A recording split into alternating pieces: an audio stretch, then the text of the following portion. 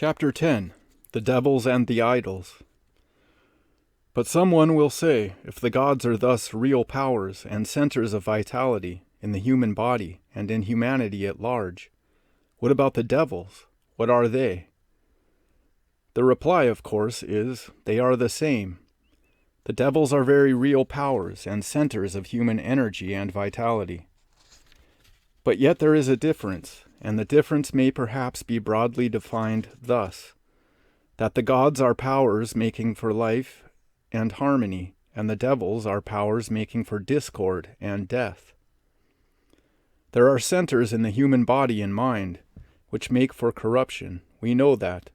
There are centers of disease in the body, alien growths which consume and waste its substance, centers of disease in the mind, alien and consuming passions, ungoverned greeds and desires, hatreds, vanities. There are such things as lust without love, desire of food and drink without reverence for health, love of power without pity, love of gain without charity. Each one sees that here are centers of activity in the human being which in the long run must lead to corruption and disintegration. There are similar centers in society at large, and the life of the race. If the higher centers and those which lead to beneficial and harmonious and permanent activities are the foci where the gods dwell, then these others are the seats of what we call diabolic and demonic agencies. The personification, the glamour, the domination of the latter are as easy to explain as of the former. Take any one of the instances above, say the love of power. Far back in the history of the race did the domination of one individual by another, little known among the animals, begin. How many thousands and thousands of times to the ancestors of each of us has the face of some petty tyrant made itself hateful? How deeply have his cruelties, his meannesses, seared the memory of his features in the heart of his victim? How intensely may this long line of memories have come down surrounded by a glamour of fear and hatred? How easy to see that a certain similarity of features and expression in this long line may have given rise to the joint picture of a diabolic figure delighting in cruelty and tyranny, a veritable Satan, composite indeed of race memories, yet lurking terrible in the subconsciousness of every child, and even of the adult man or woman.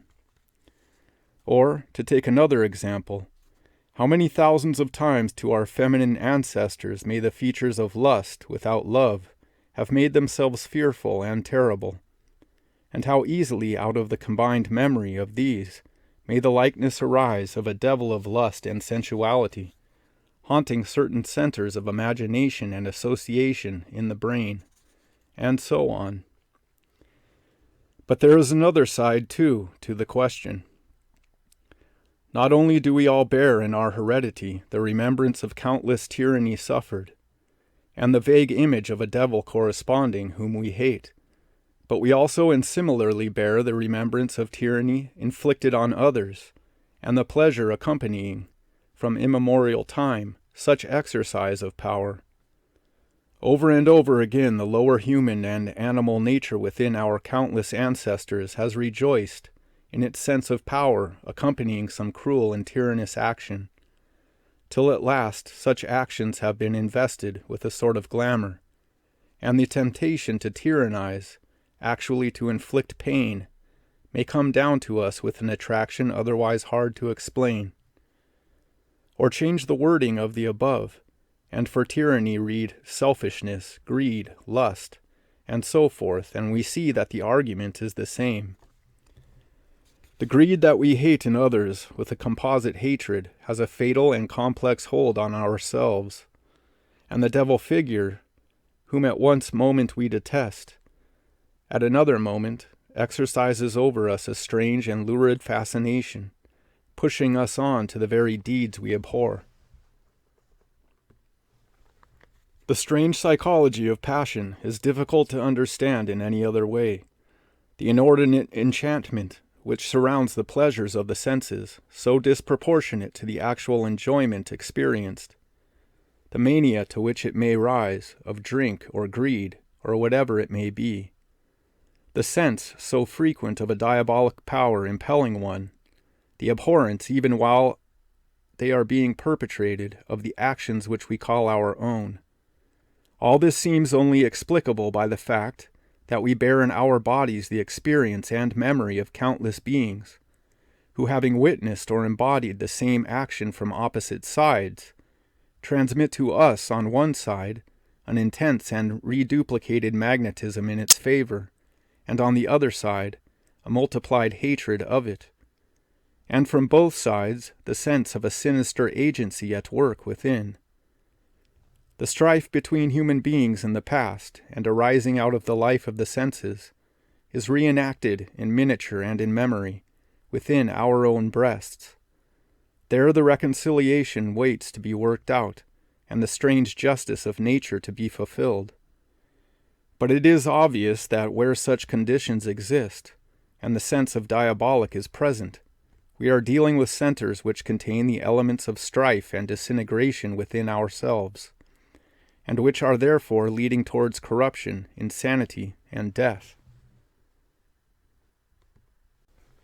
But it will be asked, if the devils represent centers of corruption, how can they be related or assimilated to the gods, who are the expression and embodiment of great formative ideas? The answer is, simply enough, because the devils also represent formative ideas, but ideas of a lower grade, which necessarily in time have to be superseded. These particular centers of activity, in fact, in the human race and human body, have not always been centers of corruption or degeneration, quite the reverse, though there are various ways in which they may have become so. Originally perfect, natural, and healthy, like all the animal instincts say, and therefore carrying the sense of pleasure and goodness with them, yet any one of them may in course of time become disproportionately developed, and lapse into conflict, therefore, with the rest of the nature. Or it may, as it grows, develop seeds of strife within itself. Or, as humanity grows and changes and adjusts itself round other centers, the center in question may have to be readjusted or broken up.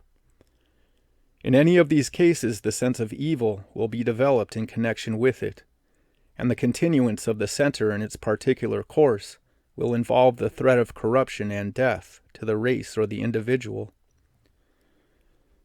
Thus the agencies or personalities which are associated with these centers take on a maleficent aspect.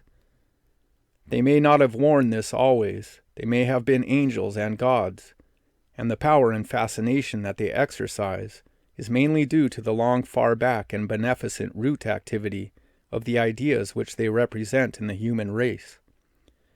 But now they are become falling angels, dethroned gods, Lucifers with a lurid light upon them, and the pleasures and activities associated with them have become delusive pleasures, insane and fruitless activities, stricken and made barren by the pain and suffering of others who are involved. They stand for motives which are being ejected from the bosom of humanity. To this class belong a vast number of material and animal pleasures and satisfactions. What joy remains in the mere acquisition or spending of wealth, when the inevitable suffering of those from whom it is wrung begins to be realized? Or what an ambition or domination or selfish gratification, when the others who represent the reverse of the shield are considered and cared for? Not that the ideas of wealth or praise or power or passion may not in essence be perfectly good and useful, but the special forms which they have hitherto worn have proved unworthy, and are being superseded or modified. The root ideas are changing their aspect. It is needless to recall in detail the fact that the gods of one age or race become the devils of another. It falls naturally into place here. With Christianity, as we have seen, the human mind grouped itself round other centers of interest and activity than in the old paganism. A tremendous revolution, in fact, in humanity was taking place, and the physiological equipoise was tending towards a denial of the more animal and natural centers in favor of the more spiritual and ascetic. The pagan centers of life became decadent. The pagan gods were changed into devils. Apollo became Apollyon. Aphrodite, or Venus, the stately goddess of love, queen of the world and rewarder of heroes and warriors, became a mere demon and enchantress. And Pan, that wonderful impersonation of animal nature, wore his horns and goat's hooves now in the character of Satan. But similar revolutions had taken place before, and as the gods of Christianity were now driving out the gods of Olympus, so had these in their time driven out Kronos and Rhea and their crew, and these again had disenthroned the primitive deities Uranus and Gaia, strange far-back records of the growing life of the races within whose bosoms those gods dwelt.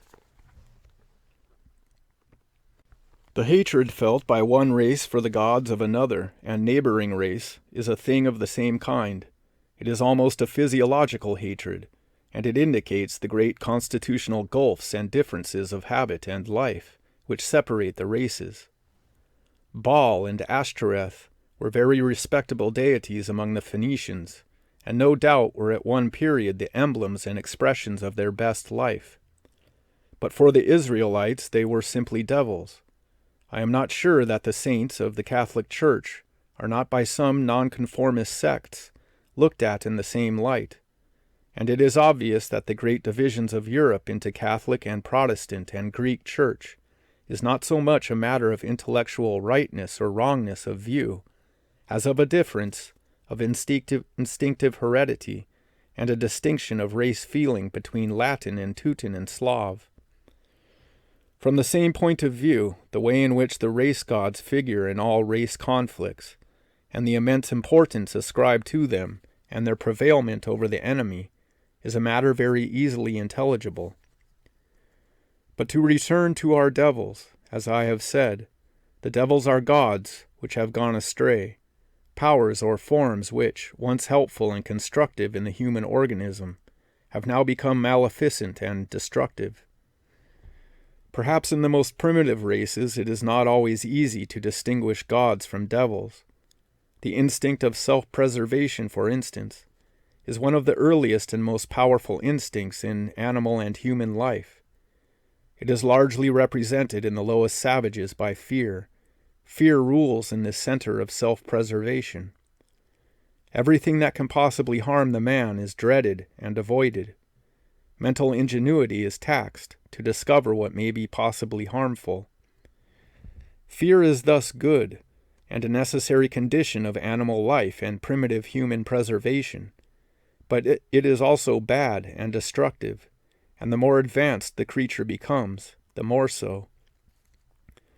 For as soon as the human brain becomes sufficiently developed to become capable of consciously entertaining within itself the images of fear, or the images of harmful and horrible things, it is already harming and injuring itself. Fear has already become destructive within it.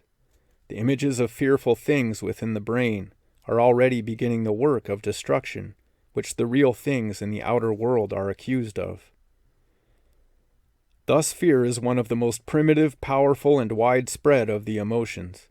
For a long time it rules in the center of animal and human life, and it has a beneficent as well as a maleficent aspect.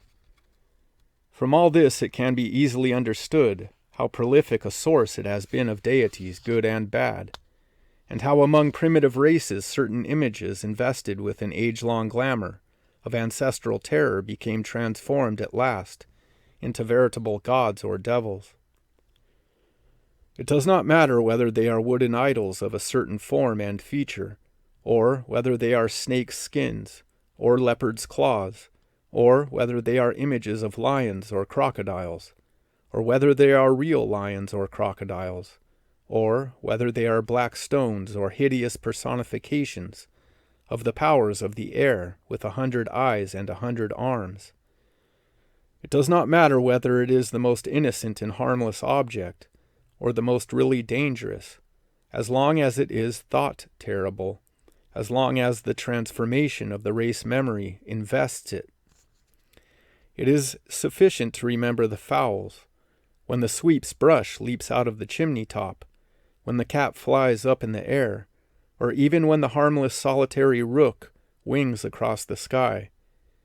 Dame Partlet does not stop to scrutinize the object in the dry light of her own reason, but in the glamour of her race memory instantly sees the hawk devil impending overhead and flies for her life. Even among ourselves, civilized though we be, why do certain faces, certain expressions, certain grimaces, especially in childhood, and even if only portrayed on paper, afflict with such a painful and unreasoning sense of horror? Why is the dark so much more alarming to children, not to mention adults, than circumstances seem to justify? Why does such a simple thing as having someone walk continuously behind one in the street cause fidgets and creeps intolerable? Except that these things wake memories in us, memories innumerable of being pursued by man or animal, memories of time when the dark was full of danger, far more than now, and so forth. Lafcadio Hearn, indeed, in his Exotics and Retrospectives, suggests that the common nightmare in which one seems to lie powerless in the grasp of some terrible creature, of uncertain outline, arises in this kind of way. How often, he asks, going back through one's countless primitive human and animal ancestry, has it not really happened that a forefather or foremother has so lain, and been overpowered by the foe? And this terrible moment and others in like succession, burning themselves in the brain and transmitted to descendants, have fused into the awful imagery of the dream, in which the very confusedness of the obsessing figure is suggestive of its multiplex origin. Thus fear in the human race has been the source of countless deities, idols, fetishes, which have been invested in their various degrees with supernatural awe, or fascinating dread, or the most unreasoning terror, and which in proportion as fear itself, with the growth of humanity, has tended to be cast out, have tended also to lapse into devils, charms, and playthings, and to lose their ancient authority, while again in the form of awe, and especially associated with the marvelous and impressive moments and aspects of the planets and heavenly bodies, the same feeling has been the origin and inspiration of many of the grander and more enduring gods. But fear, of course, is by no means the only primitive emotion which has cast its glamour over objects and built up deities. Sex, hunger, the mother instinct, and many other passions have thus projected themselves. The pagan gods of the senses and passions, the fact that these deities were honored as gods and not feared as devils, shows that these instincts were on the whole healthy and in place. In fact, one sees with the passions generally that they are healthy as long as in place, and that their unhealthiness and devilry comes in when they usurp power and cease to be properly subordinate. With the incoming of Christianity, as I have already said, many of these deities became distinctly devils, partly perhaps because the passions corresponding were losing their natural place and balance at that time, and partly because by the strong Christian reaction towards asceticism, a kind of artificial overturn was being given to human nature. One feels that as long as Aphrodite occupied an honored and gracious position in the Greek Olympus, the passion which she represented must have been mainly honorable and gracious among those who worshipped her. When she fell, it became possible for the monkish writers to regard women as the incarnation of all filth and wickedness. No goddess of love exists in modern times, alas. For indeed love seems to have fled from public life into the utmost privacy and concealment, leaving only prostitution and the divorce court as its visible reminder in the world. The distinction between gods, devils, idols, fetishes, magical forms, etc., seems to be only one of degree. They are all cases in which an image, by virtue of association or memory, excites in the mind of the individual beholder a state of consciousness belonging to another order than that of his ordinary life, and it is this extended consciousness which fills him with amazement and impresses him so profoundly. Fetish worship is common enough, not only among savage peoples, but among modern nations. One of the most striking instances is that of a child with its doll. Think of the passionate love and admiration, the veritable ecstasy, which the little girl feels at the sight of its frizz-haired, blue-eyed babe. The latter's waxen nose has long ago been melted away by the fire, and the sawdust has run out of its legs. But that makes no difference. It is still the doll. The child knows perfectly well that the thing is not a baby, and has no sense or feeling, but it makes no difference, any more than it makes a difference to the fowls that they know quite well my cap is not an eagle. It is still the doll, the symbol, the hieroglyph, which wakes in the mind the immense ancestral emotion of countless mother love and passion, flowing down like a stream into its young life, and filling it with amazement. A great deal of ignorant contempt has been showered upon the worship of idols, but this is because the civilized man does not for a moment see or imagine what the idol means to the savage, any more than as a rule he understands what the doll means to his own little daughter. The savage knows as well as the civilized child, if either of them go so far as to analyze their consciousness, that the object of his devotion is a mere stock or stone. Yet what is that to him? To him the real and important fact is that this painted monster, this effigy, which for 100 generations has played its part in the history of his ancestors, overwhelms him with emotion, with wonder and fear, the rude smitings of conscience, and compels him to bow to a life, a presence which he cannot fathom. Or, to take an instance which appeals to the civilized man, consider for a moment the inordinate magic of gold. For a vast period, gold has been the symbol of power and well-being, and an object of pursuit. The inherited emotion of all those generations is in each of us, and flows swiftly, almost whether we will or no, towards the symbol when it appears. This little old woman, half-starved and in clothes rusty green and ragged with wear, walks the streets of London with her thousands in the bank, and her beady eyes glittering as she fingers the coins in her purse, is only an extreme case.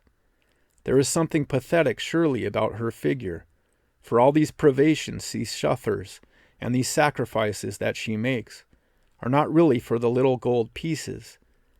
They are only because the gold pieces waken her such wonderful memories, and the dim consciousness of the great life behind her, filling her with a strange joy she cannot explain. This indeed is her religion. Or the fetishes of royalty and titles. How explain the glamour which is upon these things, and the anxiety of American pork dealers to take part in them? A glamour which persists even when reason exposes the very prosaic and commonplace characters of those concerned, unless here again a transcendent sentiment is involved, and an instinct built up and confirmed during thousands of years. A curious case of fetish and magic is that of the spells and incantations. A spell is a spell. That is, it is the use of a form of spoken or written words.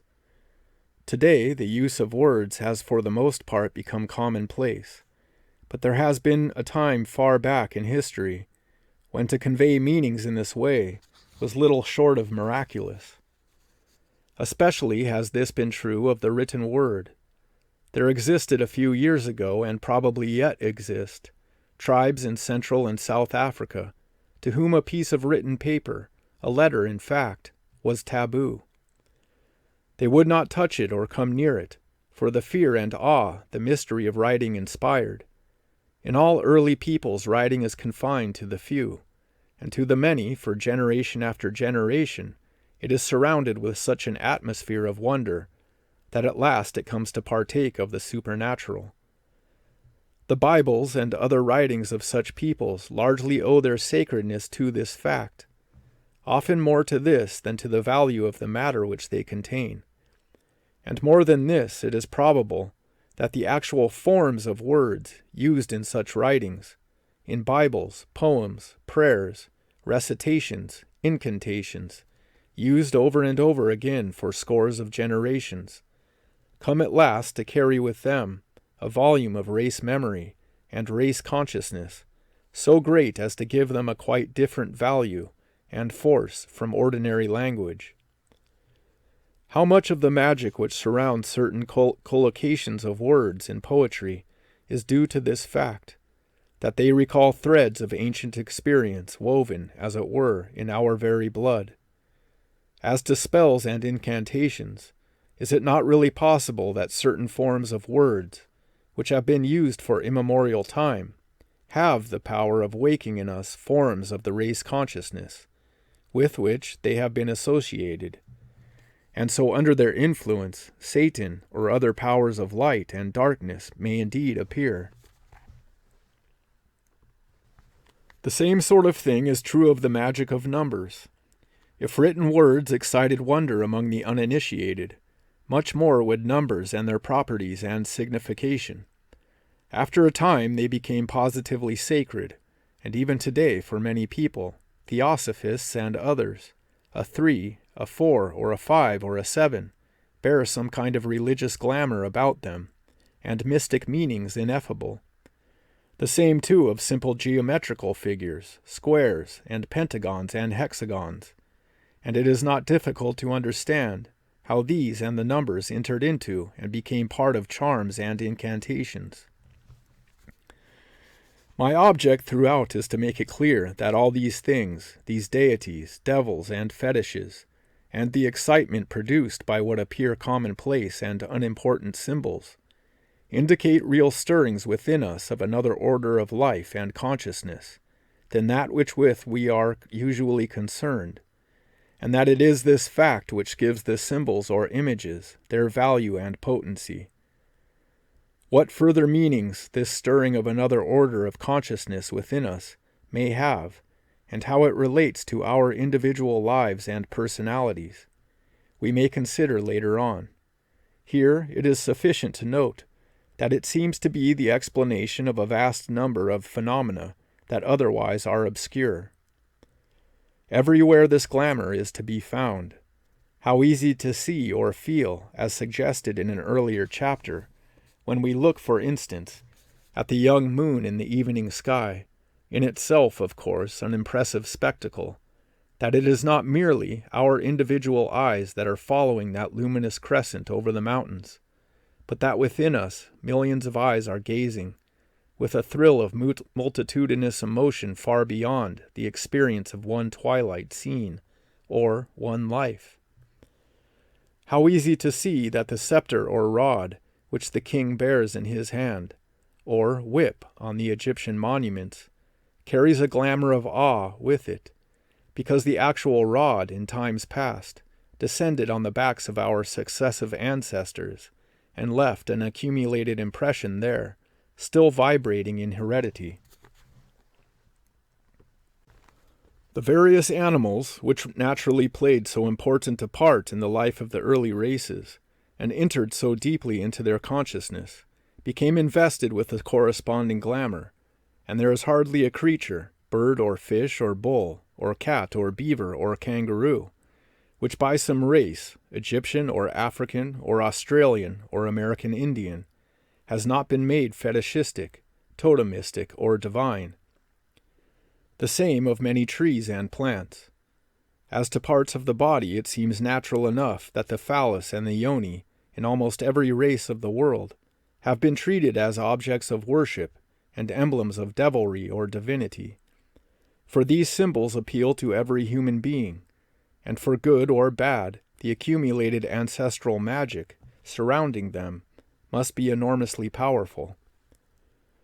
But even other parts of the body partake of the same enchantment, and it is well known that the mistress's eyebrow, or the hair, or the hand, or even some article of clothing, have in cases a kind of supernatural attraction, which we may fairly ascribe to a more specialized subconscious association of the same character. A curious instance of the rousing of the communal or race consciousness is given by the word testes, which signifies both a witness and a testicle, the double signification being illustrated by the fact that among many peoples the taking of an oath is confirmed by the placing of the hand on the part indicated. More than any other fact, this helps us to understand the sacredness of sex in some early times, and how the sense of the communal life and divinity in connection with sex was so strong that an oath taken thus was as good as taken in the presence of the god.